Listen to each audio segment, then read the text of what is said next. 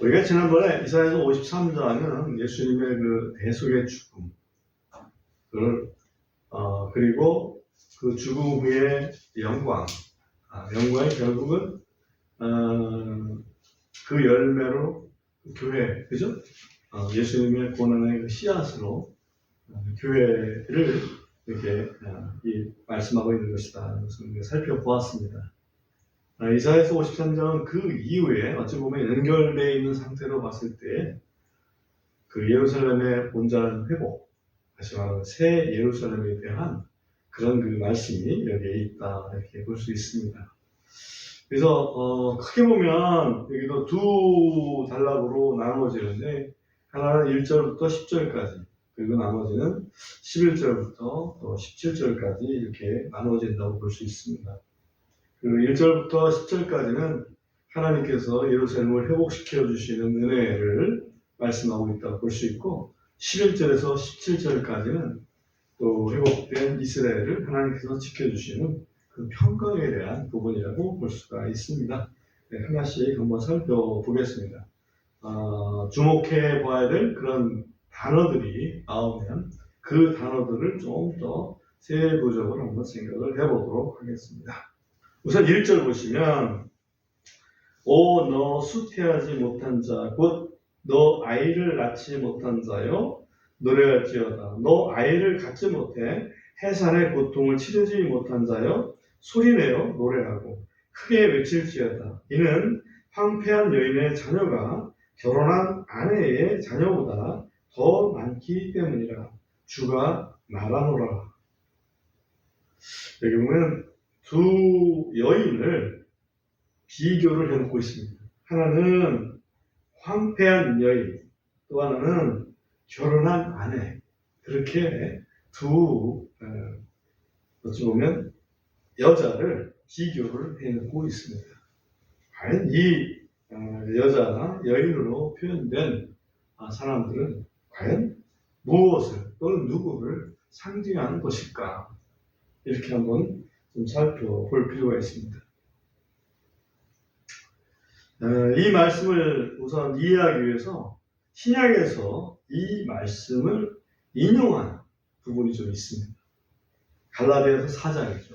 갈라디아서 4장 27절을 살펴보고 오겠습니다. 갈라디아서 4장 27절에 보면 이렇게 말씀하고 있습니다. 이는 기록되기를 수태하지 못하는 자여 너는 기뻐할지어다. 산고를 치르지 못하는 자여 너는 소리 지르고 외칠지어다. 이는 고독한 자가 남편 있는 여자보다 더 많은 자녀들을 두기 때문이라 하였기 때문이라. 똑같은 말씀을 사실은 사도 바울이 인용을 하고 있죠. 그래서 그 사도 바울을 그 인용하는데 그 앞에 잠깐 그 앞에 보면 25절에 보면 이는 하갈이 아라비아에 있는 시내산이며 지금 있는 예루살렘에 해당하는 곳으로 자신의 자녀들과 함께 숙박 가운데 있기 때문이라. 그러나 위에 있는 예루살렘은 자유로우니 곧 우리 모두의 어머니라. 이렇게 표현하고 있습니다. 그래서 이 세상에 있는 예루살렘과 하늘에 있는 예루살렘, 세속적인 예루살렘과 영적인 예루살렘을 비교를 하고 있다. 예, 그렇게 우리가 이해를 하고 다시 본문으로 좀 돌아와서 보겠습니다. 여기 수태하지 못한 자는 갈라디아에서 보면 한마디로 그 사라와 하갈을 상대해 본다면 사라와 같은 여자를 수태하지 못하는 자로 표현을 하고 있고 하갈을 마치 여기에 결혼한 여자로 어떤 결혼한 아내 그런 식으로 표현을 하고 있다 이렇게 볼 수가 있습니다. 기본적으로는 영적으로 보면 또한 우리가 좀 살펴볼 수 있는 것은 여기서 하나는 영적이고 하나는 육적이라는 차원에서 생각을 해본다면 영적으로는 어찌 보면 이스라엘이고 육적으로는 멸망입니다. 또 하나님께서 많은 경우에 한 도성, 특별히 예루살렘을 하나님은 한 여인으로 표현을 하십니다. 그래서 예루살렘은 어찌 보면 황폐한 여인이고, 그리고 예루살렘과 상대가 될 수 있는 어떤 도성은 결혼한 아내로 이렇게 볼 수가 있습니다. 특별히 우리는 성경적으로나 또는 역사적으로 두 가지 도성을 볼 수 있는데, 하나는 예루살렘이고 다른 하나는 바벨론입니다. 예루살렘과 바벨론을 비교를 해본다면, 예루살렘은 여기서 보면 황폐한 여인으로, 그리고 바벨론은 결혼한 아내로 이렇게 불릴 수가 있습니다. 특별히 계시록에 보면 바벨론은 세계의 정치, 그 다음에 경제, 그리고 종교 중심의 도시가 바벨론입니다. 문제는 그 중심이 인간이라는 거죠. 인간 중심의 정치, 경제, 종교, 그 중심 도시가 바로 바벨론으로 여기에 지칭되고 있고, 그리고 예루살렘은 하나님 중심의 작은 도시, 이렇게 될 수 있겠죠. 그래서 특히 이사야 당시에 예루살렘은 멸망이 예견되어 있는 도시입니다. 그리고 실질적으로 바벨론에 의해서 멸망을 당하죠. 그렇죠? 그러나 그 후에 그 예루살렘을 회복시킬 것이라는 약속도 이사야 선지자를 통해서 우리 하나님께서 말씀해 주십니다. 근데 여기서 보면 여기 황폐한 여인의 자녀가 결혼한 아내의 자녀보다 더 많기 때문이라. 지금은 황폐해 있지만 그 영적인 자녀들이 훨씬 더 많을 것이다 하는 얘기를 합니다. 다시 말하면 인간 중심의 바벨론보다 더 위대한 하나님 중심의 예루살렘이 건설될 것이다 하는 것을 여기서 보여주고 있다. 그 다음에 2절 보면, 그렇기 때문에 내 장막터를 넓히며 그들이 내 거처들의 휘장들을 널리 펼치게 해라. 아끼지 말고 내 줄을 길게 하며 내 말뚝을 견고히 하라. 옛날에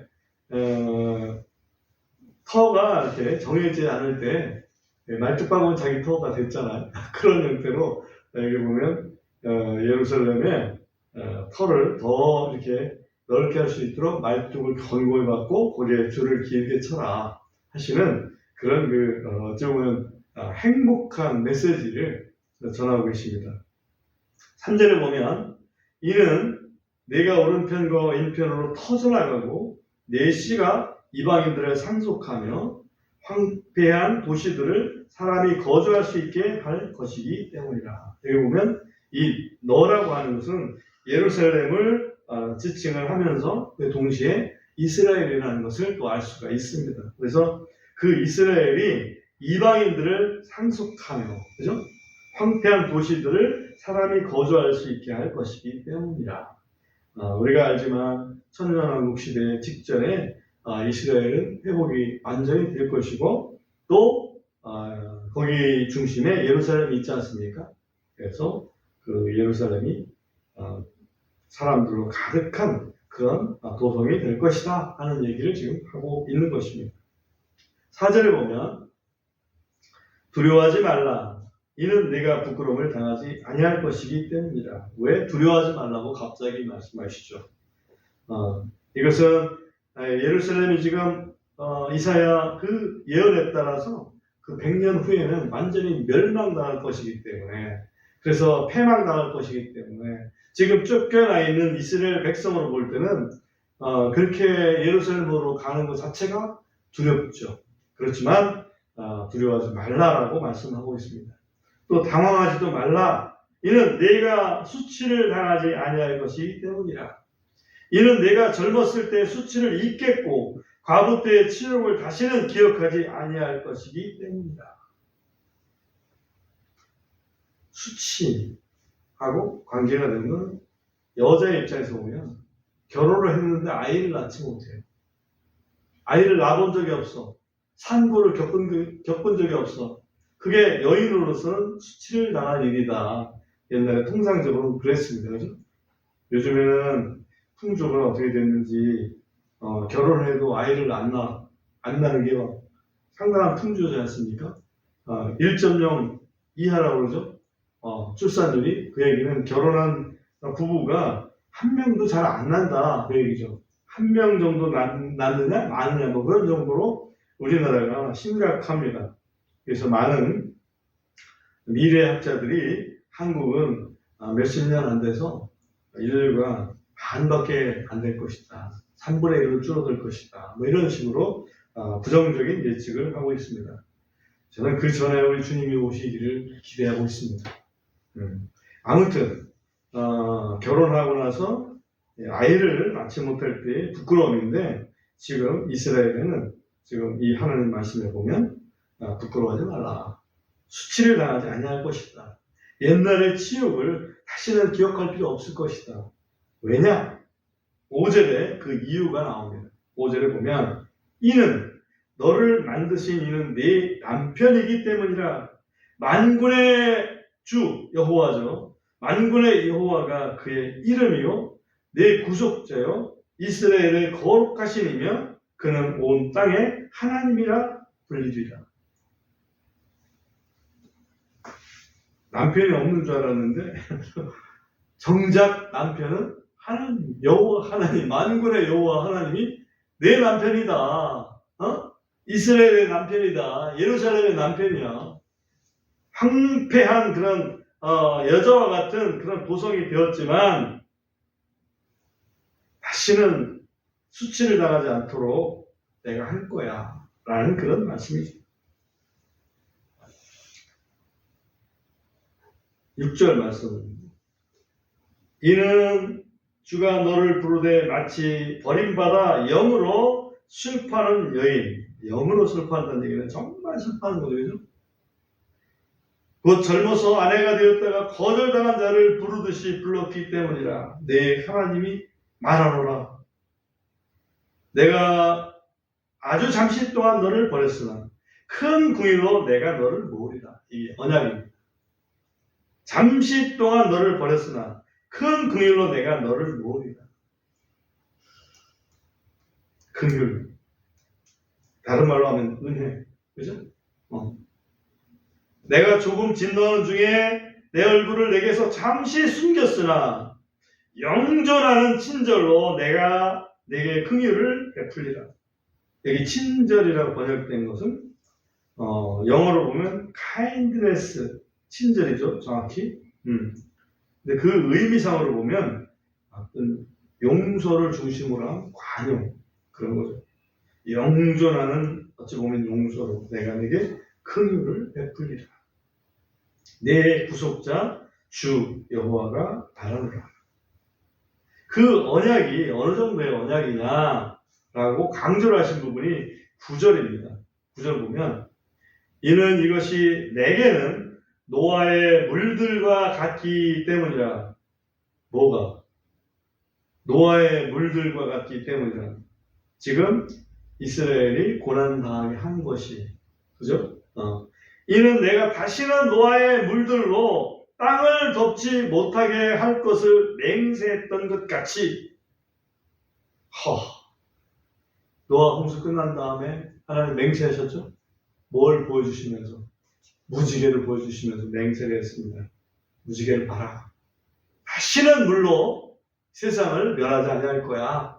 라고 했던 그 맹세했던 것 같이 내가 내게 노하지 아니하며 너를 꾸짖지 아니하기로 맹세하였기 때문이라.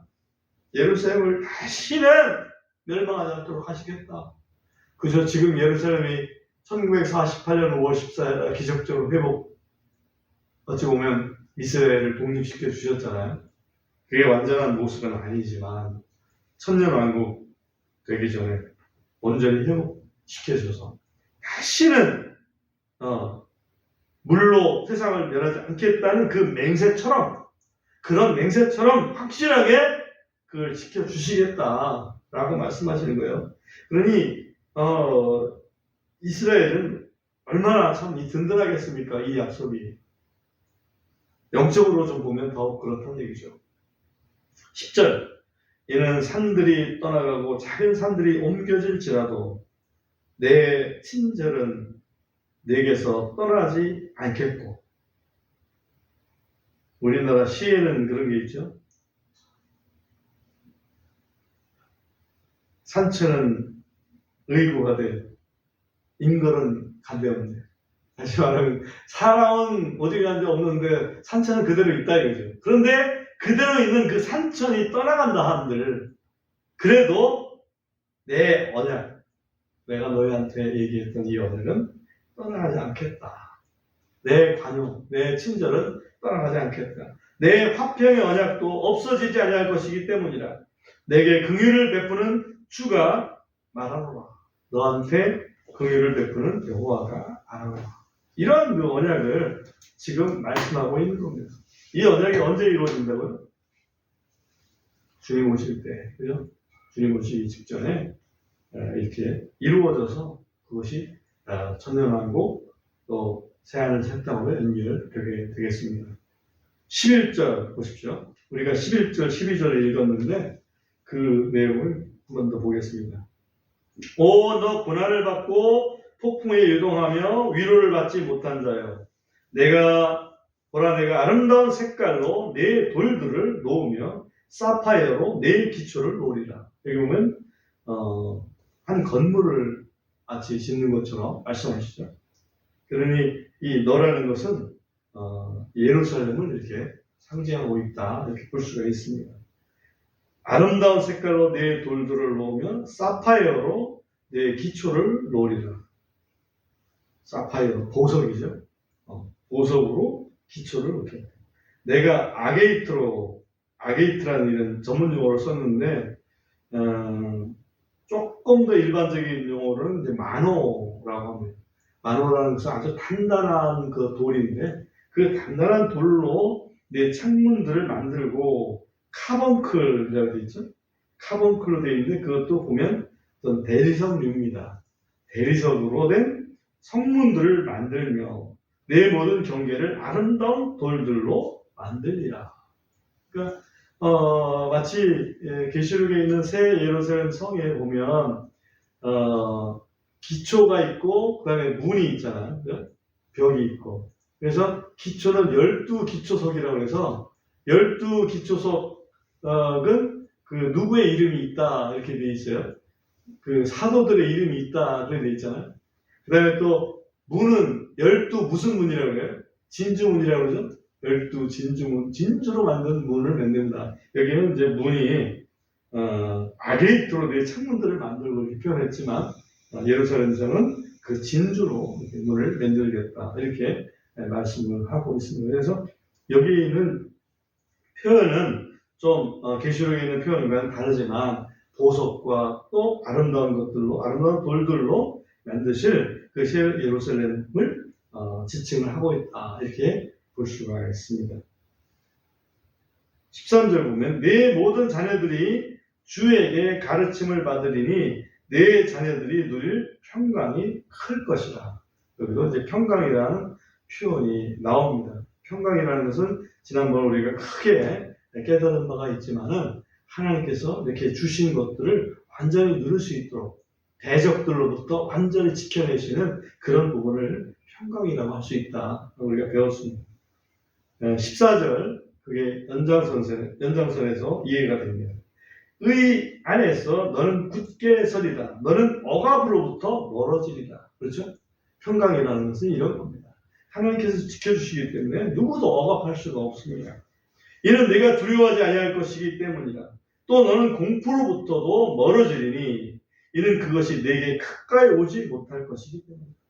그러니까 이스라엘을 공포스럽게 하고 예루살렘을 패망시키려고 하는 그런 세력들이 이제는 가까이 오지 못한다 하는 말씀을 여기서 하고 있습니다. 15절 보라 그들이 분명히 함께 모일지라도 나로 말미암은 것이 아니리니 누구든지 너를 대적하여 모이는 자는 너로 인하여 쓰러지리라. 예루살렘을 대적하려고 이스라엘을 대적하려고 모이겠지만 그 모임은 나로 말미암은 것이 아니다. 하나님 중심으로 모인 게 아니다.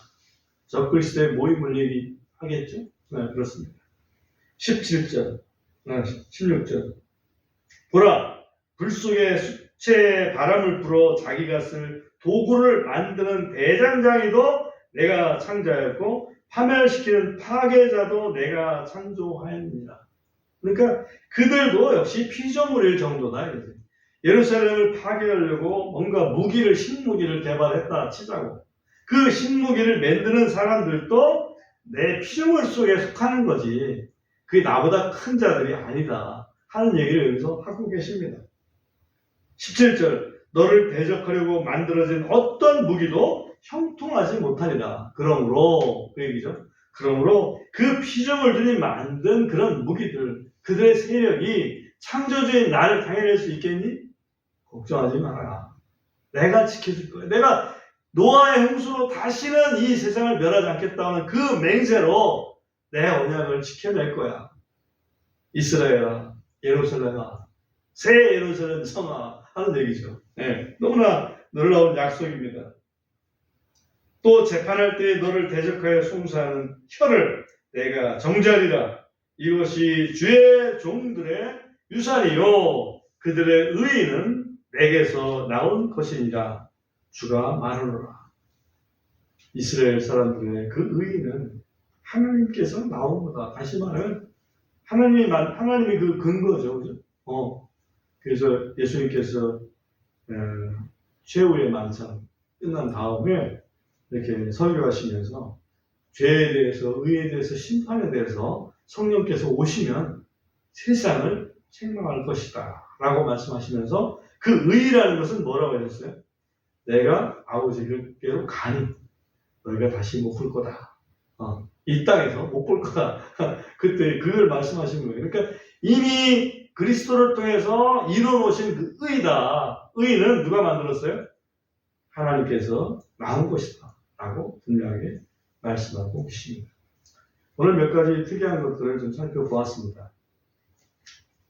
수태하지 못한 여자와 황폐한 여자는 각각 결혼한 여자는 각각 어떤 여자일까 하는 것을 좀 살펴보았는데, 그래서 하나는 위에 있는 약속의 예루살렘이고 또 하나는 또 이 땅의 어떤 예루살렘 이렇게 비교할 수도 있고, 또 하나는 예루살렘과 바벨론을 비교할 수도 있고, 그렇게 우리가 좀 살펴보았습니다. 그 다음에 이스라엘 만드시는 이는 바로 내 남편이다 라고 말씀하신 것처럼 이제 또 영적인 이스라엘인 교회를 세우시니 교회의 남편은 바로 누구다? 그리스도다 하는 것을 우리가 또 알 수가 있고, 또 강조컨대 무지개 언약과 같은 수준의 그 맹세로 우리 하나님께서는 그 이스라엘을 의롭게 만들어주시고 회복시킬 것을 약속하셨다. 그래서 이사야서에 보면 내가 내 죄를 도말하고 기억하지 아니하리라 라고 말씀하신 바가 있습니다. 그래서 그 결과는 예수 그리스도를 통해서 이루셨죠. 그죠? 예수 그리스도께서 단번에 영원히 완전한 대속을 이루셨습니다. 산천이 변해도 변하지 않는 수준의 맹세를 또 이미 완성을 시키셨고, 그 다음에 이제 주님의 재림으로서 그 모습이 드러나게 될 것입니다. 그리고 그 결과 보석으로 된 기초와 또 성문들이 등장하게 될 것입니다. 그것이 바로 오늘 이사야서 54장의 제목을 만들어낸 새 예루살렘 성이다. 그죠? 그 큰 평강으로 하나님께서 지켜주실 것인데, 그 평강을 방해하는 그 대적들은 결국은 수준이 창조주다 아니면 피조물이다. 그러니 하나님, 창조주 하나님을 믿고 의지하면 부끄러움 당하지 아니할 것이다.